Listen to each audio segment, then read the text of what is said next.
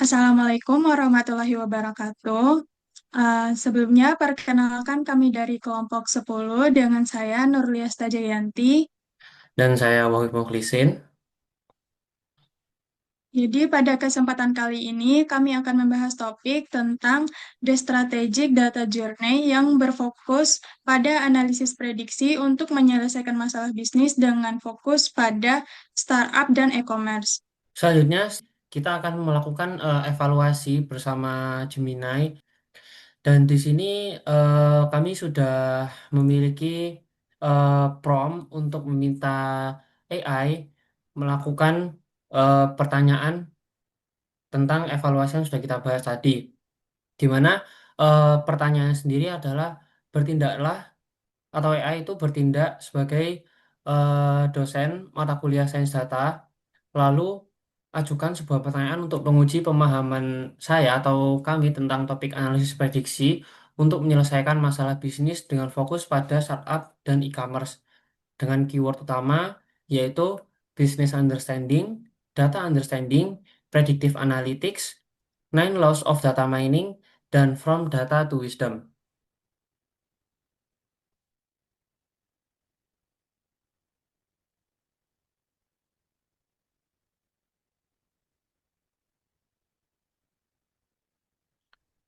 Nah, di sini AI sudah melakukan generate dan akan memberikan kita pertanyaan, di mana yang pertama ada sebuah studi kasus yaitu optimalisasi retention rate pada startup e-commerce yang bernama Shopfest. Dan di sini kita diminta untuk membayangkan bahwa kita adalah seorang lead data scientist atau head of data scientist di sebuah startup e-commerce yang sedang mengalami masalah tingginya angka customer churn atau pelanggan yang berhenti menggunakan layanan, dan kita diminta untuk memanajemen dan membangun model prediksi untuk mengidentifikasi pengguna mana yang berpotensi pergi dalam 30 hari ke depan atau tidak aktif lagi sebagai customer selama 30 hari ke depan. Di mana terdapat 4 pertanyaan. Yang pertama yaitu tentang business understanding, dan eh, kita diminta untuk bagaimana cara kita mendefinisikan customer churn secara operasional agar selaras dengan tujuan bisnis. Dan sebutkan setidaknya 3 sumber data internal yang krusial untuk dipahami sebelum Anda memulai membangun model. Nah, selanjutnya pertanyaan kedua yaitu tentang the nine laws of data mining, di mana berbunyi hukum ke-1 menyatakan bahwa business goals are the origin of every data mining solutions. Jika hasil prediksi Anda memiliki akurasi 95%, tetapi hanya memberikan daftar nama pelanggan tanpa alasan mengapa mereka pergi, apakah ini sudah memenuhi hukum tersebut? Dan kita diminta untuk memberikan argumen. Dan untuk yang ketiga itu tentang keywords from data to wisdom. Kita diminta untuk menjelaskan transformasi proses dari tahap data, misal log transaksi mentah hingga menjadi sebuah wisdom atau kebijakan strategis perusahaan untuk memberikan sebuah keputusan dalam konteks prediksi churn ini. Dan yang keempat yaitu predictive analytics, di mana mengapa dalam dunia startup model prediksi yang interpretable atau bisa dijelaskan seringkali lebih berharga daripada model black box yang akurat namun tidak dipahami logikanya. Dari keempat pertanyaan ini kami akan menjawab secara urut, dan kita akan memulai dari pertanyaan pertama yaitu bagaimana Anda mendefinisikan churn secara operasional agar selaras dengan tujuan bisnis, dan sebutkan setidaknya 3 sumber data internal yang krusial untuk dipahami sebelum Anda mulai membangun model. Oke, mungkin dari saya terlebih dahulu. Jika kita dilihat dari studi kasusnya, kita diminta untuk mendefinisikan churn. Menurut saya sendiri, churn itu didefinisikan secara teknis sebagai kondisi di mana seorang pelanggan tidak melakukan transaksi atau tidak melakukan aktivitas login sama sekali dalam jangka waktu tertentu, di mana di sini berdasarkan studi kasusnya ada jangka 30 hari ke depan. Selanjutnya untuk tujuan teknis data miningnya itu kita diminta untuk membangun model prediksi klasifikasi untuk mengidentifikasi pengguna dengan probabilitas tinggi untuk berhenti menggunakan layanan sehingga tim pemasaran bisa melakukan intervensi sebelum mereka benar-benar pergi. Dan menurut saya terdapat tiga sumber data internal yang paling krusial. Yang pertama yaitu log transaksi berupa frekuensi pembelian atau eh, berapa banyak pelanggan melakukan pembelian. Dan yang kedua nilai transaksi rata-rata. Dan yang ketiga yaitu penggunaan diskon selama pelanggan itu menggunakan Shopfast. Nah, yang kedua yaitu log aktivitas aplikasi, yaitu seberapa banyak pengguna melakukan login pada aplikasi Shopfast, dan selanjutnya durasi sesi selama pelanggan melakukan interaksi terhadap aplikasi dan fitur yang paling sering digunakan. Nah, yang ketiga itu ada data customer service atau riwayat keluhan atau tiket bantuan dan rating ulasan yang diberikan pelanggan selama melakukan interaksi dengan Softfast. Mungkin menurut saya seperti itu saja dan mungkin bisa ditambahkan oleh Rianti. Ya, baik. Kalau menurut aku ya, Chan itu bisa didefinisikan sebagai pelanggan yang nggak melakukan transaksi sama sekali dalam 30 hari ke depan. Jadi jelas siapa yang dianggap eh, pergi dan siapa yang masih aktif. Nah, sebelum bikin model, ada beberapa data internal penting yang harus dipahami dulu. Misalnya data transaksi buat lihat seberapa sering pelanggan tersebut belanja dan total belanjaannya seberapa banyak. Yang kedua, ada data aktivitas pengguna, misalnya terakhir login, browsing produk, atau cuma buka aplikasinya doang. Yang ketiga, ada data layanan pelanggan, eh, kayak complaint, refund, atau rating. Jadi dari situ kita bisa ngerti pola perilaku pelanggan dan alasan kenapa mereka berpotensi churn. Jadi seperti itu. Mungkin dari jawaban kami berdua, kami akan memberikan kesimpulan terhadap Ya. pertanyaan nomor satu.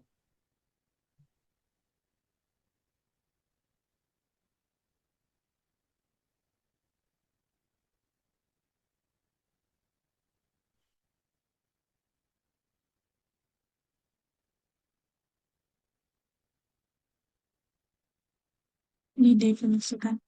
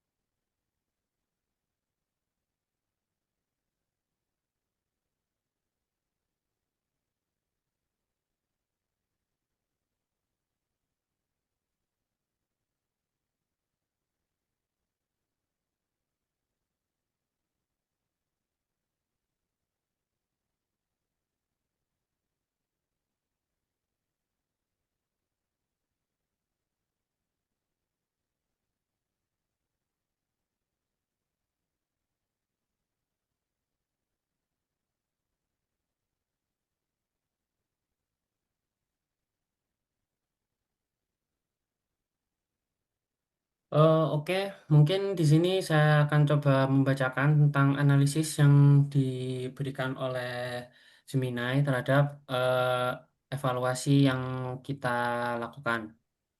Nah, untuk poin yang pertama yaitu definisi operational churn.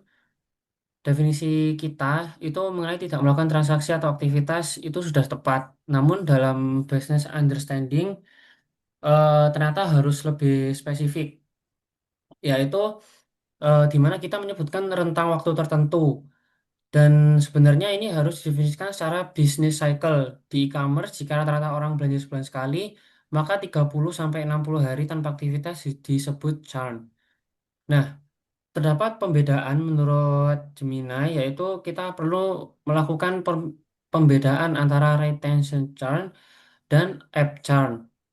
Nah, kedua ini merupakan strategi penanganan yang berbeda, di mana retention churn ini pelanggan tetap memiliki aplikasi, namun tidak apa ya, tidak tidak belanja di aplikasi tersebut, tetapi masih memiliki aplikasi tersebut. Dan jika app churn ini Mm-mm. bisa kita simpulkan, yaitu pelanggan memungkinkan tidak belanja lagi di platform tersebut dan malah menghapus aplikasinya. Nah, untuk yang kedua yaitu sumber data internal ini sangat krusial, di mana Gemini memberikan tiga jawaban yang sangat valid, yaitu yang pertama transaksi, dan yang kedua aktivitas aplikasi, dan yang ketiga interaksi customer service. Dan ini mungkin jawaban kita sudah benar, tapi kita kurang menjelaskan tentang apa saja yang ada di dalam ketiga poin tersebut. Nah, selanjutnya kita akan membahas tentang topik yang kedua, yaitu The Nine Laws of Data Mining. Di mana hukum pertama yang sudah kita bahas tadi menyatakan bahwa business goals are the origin of every data mining solution.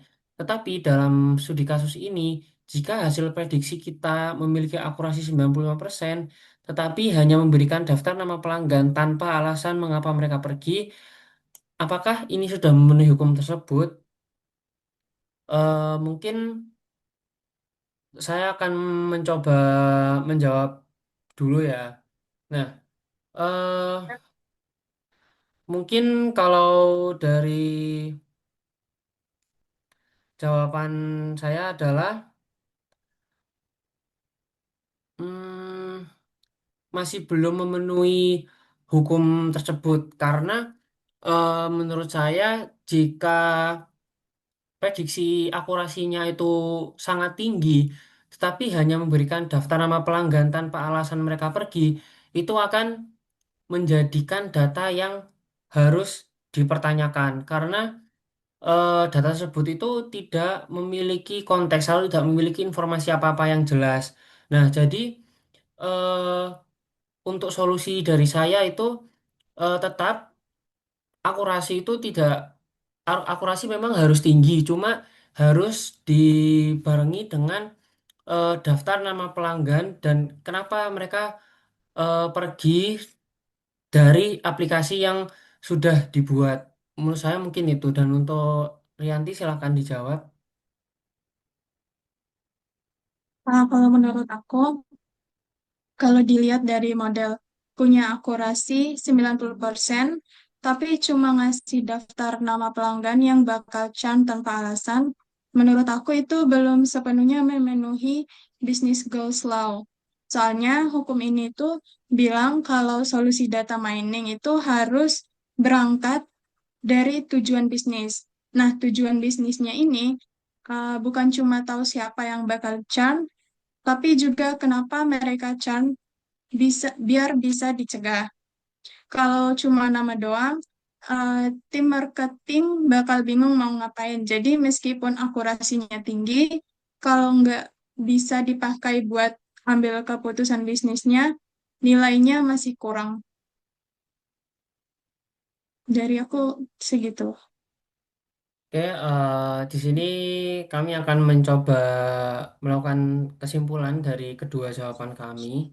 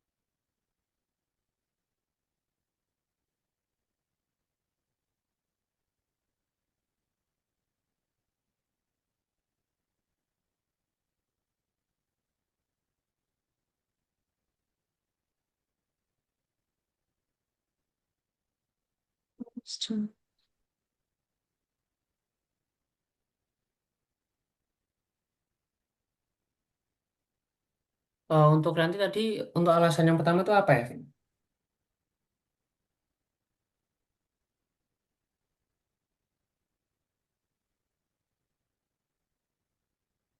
Eh, menentukan tujuan bisnisnya dulu.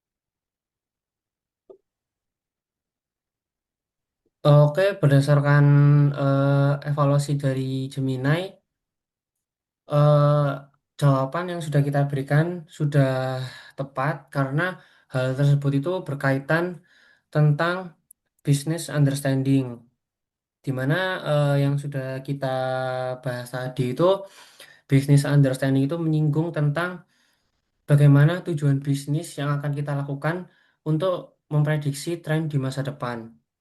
Dan berdasarkan analisis dari Gemini sendiri terdapat eh, dua analisis ya. Yang pertama yaitu hukum yang berbunyi tentang Business Goals Law, yaitu tujuan bisnis dengan aplikasi yang bernama Softfast bukan sekedar tahu siapa yang akan pergi, tapi mencegah mereka pergi atau mungkin kalau dari saya sendiri itu menganggapnya mencegah mereka pergi ke platform kompetitor. Nah, jika kita hanya memberikan daftar nama, tim marketing atau tim pemasaran tidak tahu harus melakukan apa dan apakah harus diberikan diskon atau diperbaiki layanan pengirimannya tanpa alasan kenapa mereka pergi dan modal tersebut tidak solutif. Nah, sedangkan untuk jawaban yang nomor dua, Gemini itu memberikan jawaban bahwa daftar nama tanpa konteks bagi tim manajemen bisa dianggap sebagai noise dalam pengambilan keputusan. Dan akurasi 95% akan menjadi sia-sia jika tidak bisa diubah menjadi kenyataan. Jadi kalau menurut saya sendiri sih 95% ini apa ya, tidak akan ada nilainya atau tidak akan menjadi wisdom. Jadi seperti itu. Eh, Selanjutnya kita akan menjawab pertanyaan nomor 3. Tren, ya. Hmm, mungkin dari aku dulu ya. Boleh?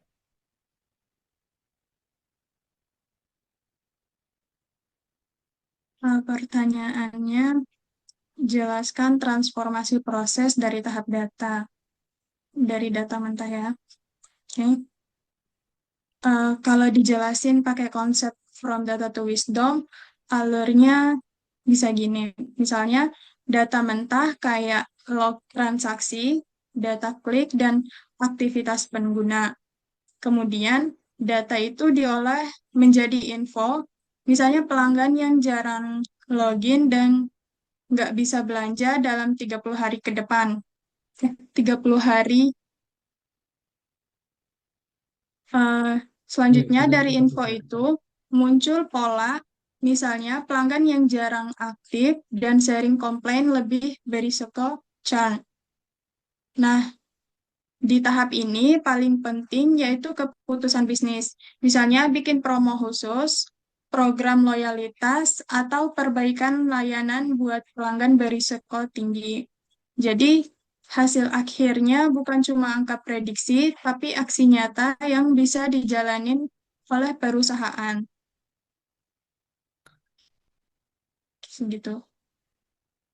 Oke. Mungkin ada tambahan dari Wahid.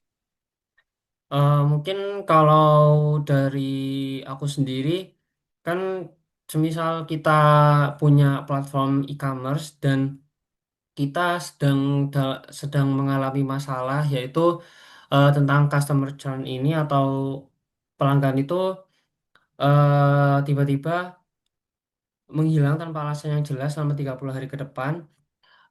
Aku lumayan setuju sih dengan pendapatmu tentang Ya, yang pertama itu soal peningkatan data mentah. layanan peningkatan layanan aplikasi, Ya, terus mungkin pemberian diskon terhadap pelanggan karena hal tersebut itu memungkinkan pelanggan untuk kembali terhadap platform yang sudah kita bangun. Nah, mungkin untuk transformasi proses dari tahap data hingga menjadi sebuah wisdom. Nah, untuk data mentahnya sendiri itu kita harus mengetahui s- selama sebulan ini kira-kira berapa pelanggan yang sudah melakukan transaksi di platform kita. Nah, selanjutnya dari data itu kita membuat laporan yang terstruktur. Misal dalam sebulan ini tuh mungkin ada penurunan finansial di aplikasi sekitar berapa persen. Dan selanjutnya dari informasi laporan itu akan menghasilkan knowledge atau informasi berupa hasil analisis prediksi. Misalnya pengguna yang tidak ada respon tidak apa ya, pengguna yang komplain tetapi dari customer service-nya itu tidak memiliki respon selama 24 jam itu pastinya akan memiliki resiko untuk meninggalkan aplikasi itu. Dan yang terakhir itu tentang wisdom atau kebijakan strategis perusahaan untuk memberikan keputusan. Nah, untuk kebijakannya itu mungkin bisa perusahaan itu memberikan voucher atau diskon tadi yang sudah disebutkan dan meningkatkan mm-mm. layanan terhadap aplikasi atau customer service itu sendiri. Jadi mungkin dari kami itu sih dan kita coba untuk melakukan evaluasi ya. Ya.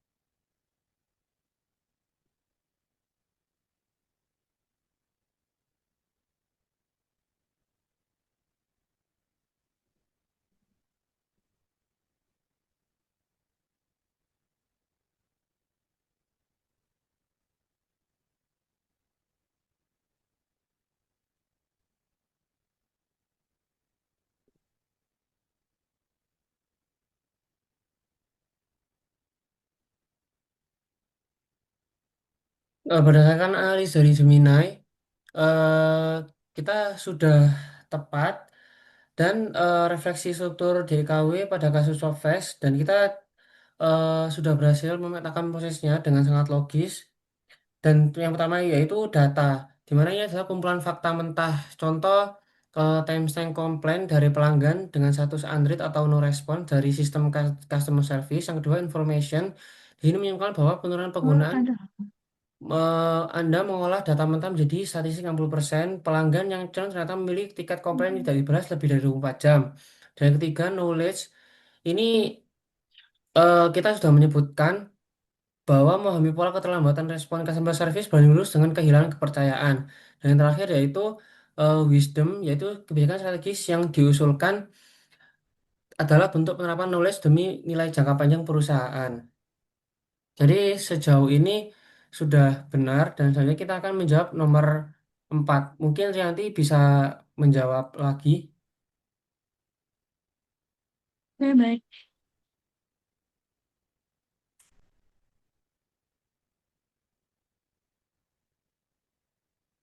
Oke, pertanyaannya, mengapa dalam dunia startup model prediksi yang interpretable bisa dijelaskan?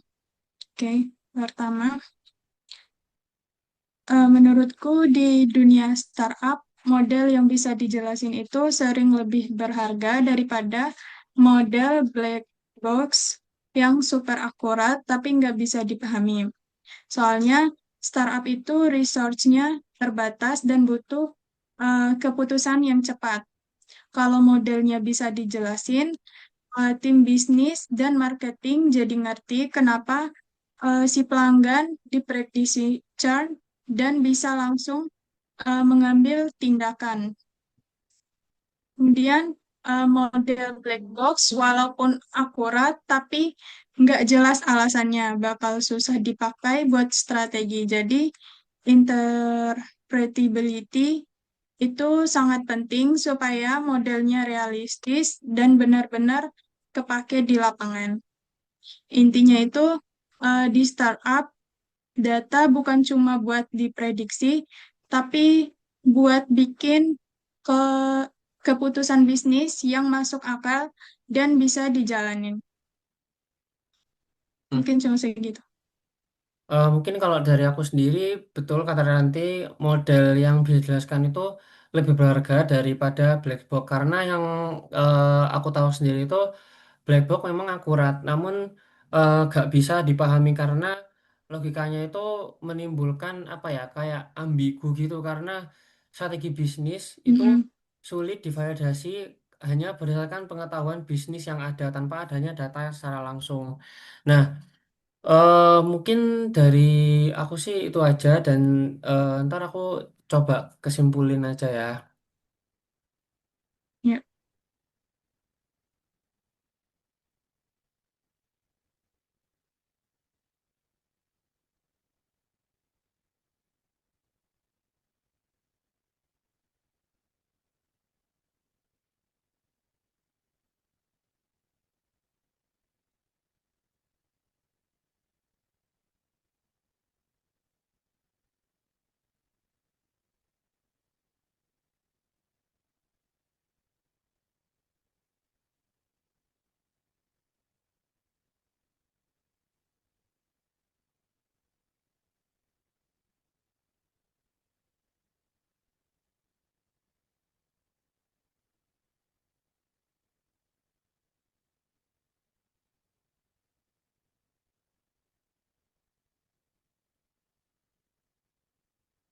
Mungkin berdasarkan jawaban dari Gemini itu bagus karena eh, berdasarkan baris yang ini itu validasi pengetahuan bisnis itu sangat penting karena model yang transparan memungkinkan CEO atau manajer operasional itu memverifikasi apakah logika model masuk akal dan contohnya itu jika model bilang pelanggan churn warna karena warna tombol aplikasi hijau secara bisnis itu sulit diterima dan mungkin hanya sebuah kebutuhan statistik.